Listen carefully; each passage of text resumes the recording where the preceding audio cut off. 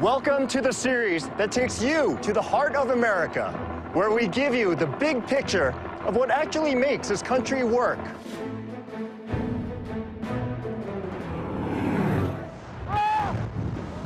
My name is Yul Kwan. I've worked in many different fields, from law to government to business. I've even won the reality show Survivor. This is impressive. But in every part of my life, I've been fascinated by the same things: systems and networks. The sheer size of this thing is incredible. In this series, I'm going to explore the remarkable systems that move us, feed us, and make our economy hum. And how we put together the materials and manpower that keep this incredibly vast and complex country working day after day, hour by hour. Watermelons, picked this morning. In this episode, we'll explore how America puts food on its table. An industrial revolution has turned our prairies and pastures into the biggest, most productive, most efficient food machine the world has ever seen. If you think of our food industry as a giant factory that's designed to feed us, what you see down there is a factory floor. But even though each part has been carefully designed, the machine as a whole has not. It produces more than we can possibly eat. Excuse me. And it pushes resources to the limit. Has the price of water been going up? Yep, just like my taxes. As demand keeps growing, the system is under pressure. Well, you're not going to have pumpkins, you're not going to have apples, and you're not going to have cherries. But Americans count on the food industry to deliver. This is a story of how that machine keeps us fed 365 days a year. This is America Revealed.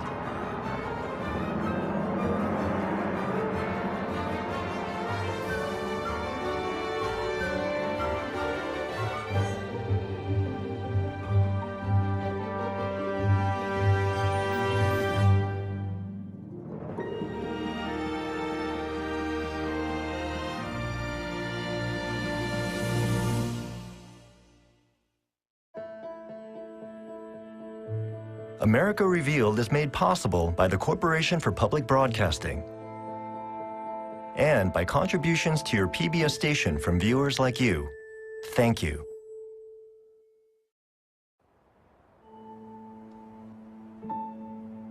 Imagine a portrait of America showing all the food we consume. Each dot you see here represents a single food outlet of a nationwide chain. This is Subway's 24,000-strong empire, rivaled by tens of thousands of McDonald's, Burger Kings, and Wendy's, complemented by KFC and Taco Bell, Papa John's, and Domino's. Fill out the national menu with IHOP, Dunkin' Donuts, and Starbucks, and you have just some of the brightest stars in our dining galaxy. If you'd rather cook at home, you can shop at over 3,000 supermarket chains and hundreds of thousands of independent grocery stores in the U.S. Or you can choose from bakeries, gourmet shops, and restaurants that dot our landscape from sea to shining sea. Now, here's the challenge. In order to feed us, every one of these outlets has to be supplied with food.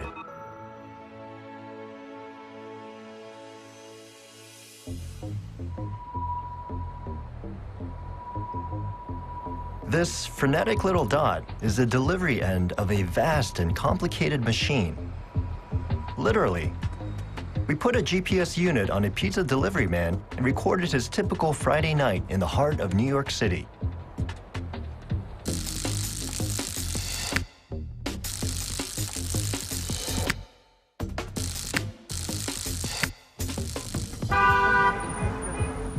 This is Raju Hussain, and he works for Domino's.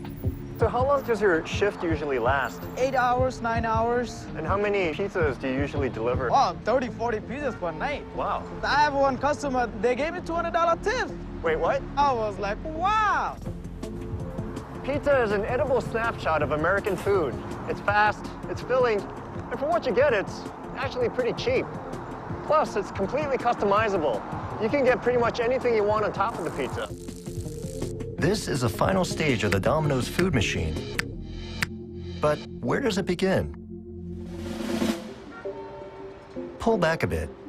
Each of these streaking blue lines is another Raju Hussain, riding each night through the streets of Manhattan in a kind of crazy bicycle ballet. Like all great performances, what makes this dance possible is what goes on behind the scenes. This is Manhattan. A daily supply line brings Domino's ingredients here from a supply chain center in Connecticut. That hub supplies all Domino's stores in the Northeast region. And Connecticut, in turn, gets fed with a constant stream of ingredients. Pizza dough, peppers, mushrooms, and tomatoes, often from clear across the country. All moved by satellite-tracked, refrigerated trucks to distribution hubs spread across our landscape. And it's all perfectly coordinated so that Raju Hussain can deliver a pizza to your door, still hot and ready to eat. But the story behind this food delivery system is even more remarkable.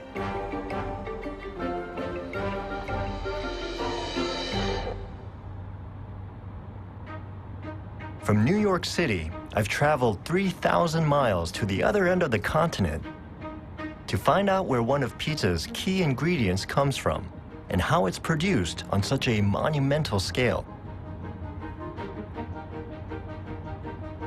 This is California's Central Valley, and my guide is farmer Ted Sheely. Ted, what are you growing out here? We grow fresh market onions, wine grapes, pistachios, cotton, wheat. We grow about 1,600 acres of tomatoes. How many pounds is that? About 60 tons per acre. That's a lot of tomatoes. That's a lot of tomatoes.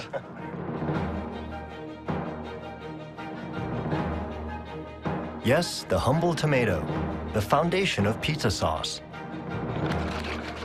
Ted and his fellow California tomato growers produce close to 13 million tons of them every year. That's nearly all the tomatoes America processes for foods like pizza sauce, ketchup, and salsa, as well as a third of those consumed by the entire world. Right up the road from Ted's farm, 500,000 tons of these red babies make their way through the state's processing plants every week. It's an industry worth an estimated $1.5 billion a year.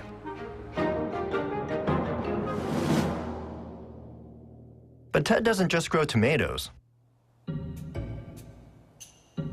Like his neighbors, he produces an extraordinary variety of different crops. A staggering 50% of America's fruits and nuts are grown in California's Central Valley. What's effectively a giant open-air food factory powered by the sun. What makes this a perfect place to grow are the terrific soils, bright sunshiny blue skies, temperatures that range 95 to 100 degrees during the summer, cooling down into the upper 60s at night. The only ingredient that Mother Nature didn't give us was the water. But I'm looking around and water is everywhere. It's not coming from the skies. This is the Central Valley today. And this, in a rare aerial survey from the 1930s, shows the exact same valley as a barren desert, the valley's natural state. It takes a lot of water to make this desert bloom. And that water comes from far away, 400 miles to the north. It's hard to believe, but this is the same water Ted Sheely uses to irrigate his tomatoes in the state's hot, dry south.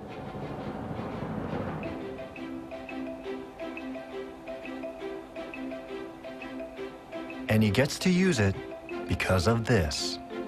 California's Shasta Dam, completed in 1945.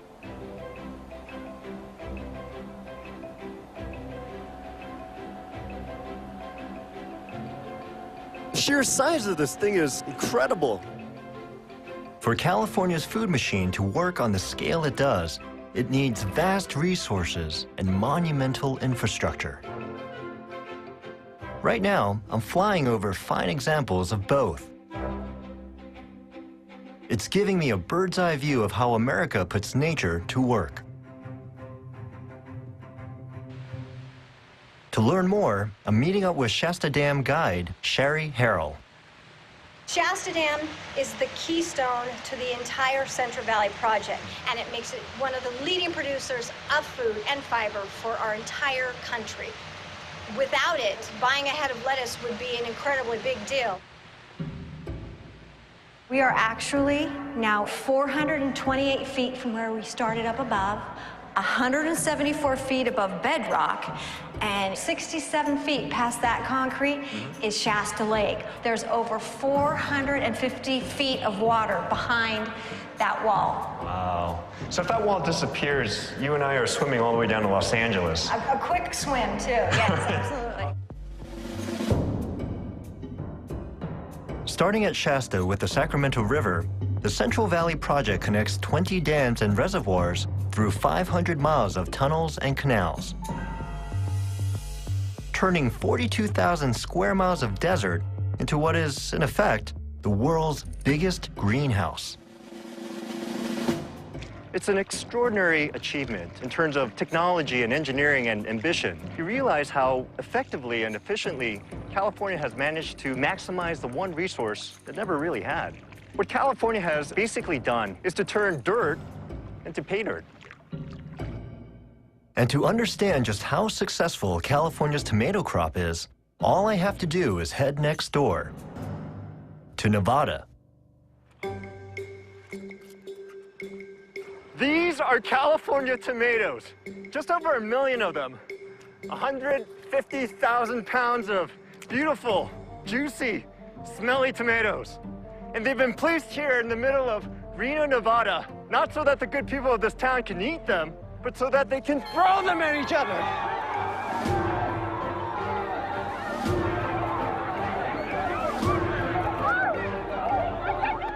Welcome to the Reno Tomatina, the country's largest annual tomato fight.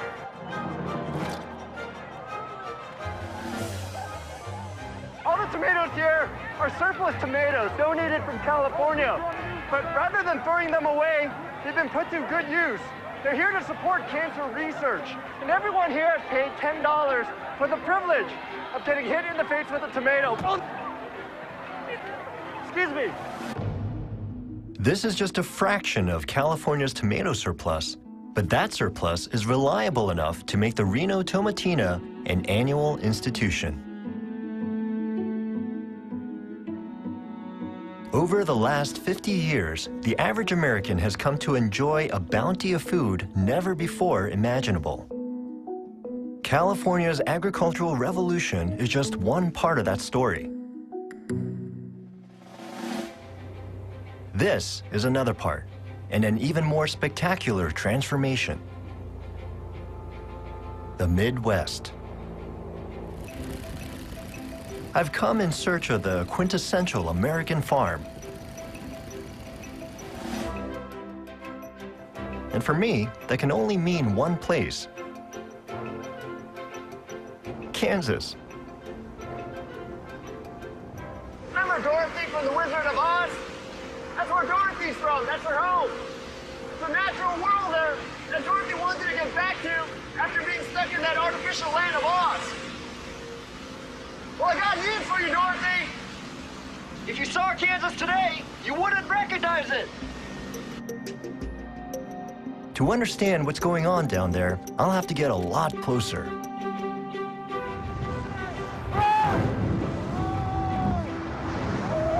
There's no place like home. From up here, a dazzling pattern of circular fields stretches as far as the eye can see.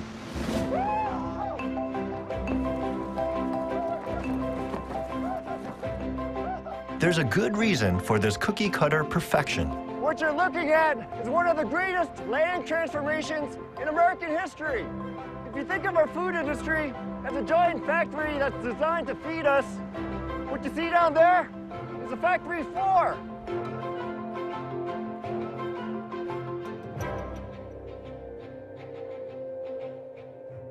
I'm dropping into Stone Acres, the model of a multi-million-dollar farm business. It's been owned by the Stone family for 4 generations. The ghost of Dorothy may be long gone, but at least Toto's still here. Toto, where are you? Toto! Along with the current owner, Greg Stone. Yuli, you made it. How was your flight? Nice to meet you, Greg. This is a satellite image of Greg Stone's farm.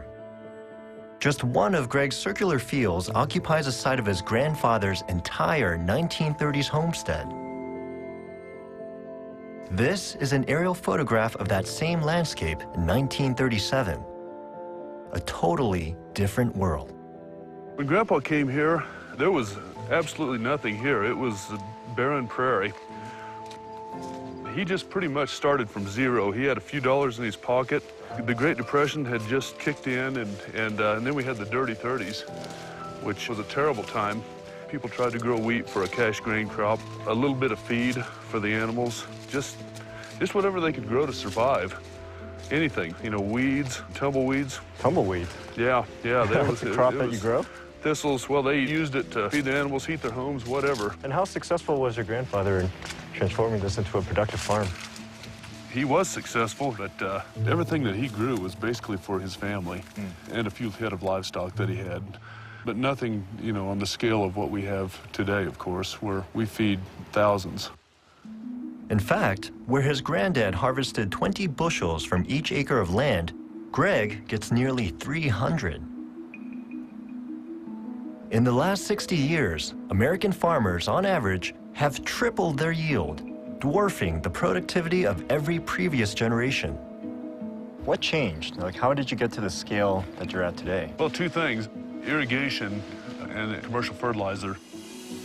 America's post-war chemical industry revolutionized farming by mass-producing key soil nutrients like nitrogen, phosphorus, and potassium. When fertilizer became available, it was an immediate miracle drug to these crops. You could inject a small amount and quadruple your productivity without doing anything else. And then came the water. The late 1950s, the first irrigation wells were drilled in this part of the state. And Grandpa, he was one of the first in the area, though, to see that this was the future. Greg's fields are circular because they're watered by one of the most powerful and efficient inventions in the history of farming: center pivot irrigation. There has always been water beneath these once dusty fields. They just couldn't get at it. A couple hundred feet below where we stand here, we're sitting on one of the world's largest freshwater aquifers, the Ogallala. But the Ogallala Aquifer was out of reach until after World War II, when they finally had engines powerful enough to pump that underground water spanning 174,000 square miles to the surface. Fertilization and irrigation has changed the environment. It's changed the organic matter of these soils. It's improved everything. It took just a couple of generations to go from Granddad's Dust Bowl subsistence to Greg's high-yield operation. And if you pull back even further, with the help of this satellite imagery, you can see thousands of farmers like Greg populating the Midwest with industrial-scale farms where once there were tiny individual homesteads. But this view from space doesn't show an even more dramatic change. Where Greg's granddad grew a variety of crops, 80% of these fields grow just one. A single species that has come to dominate the farming landscape and the American diet. At 322 million tons a year, we produce more of this one grain than anything else, making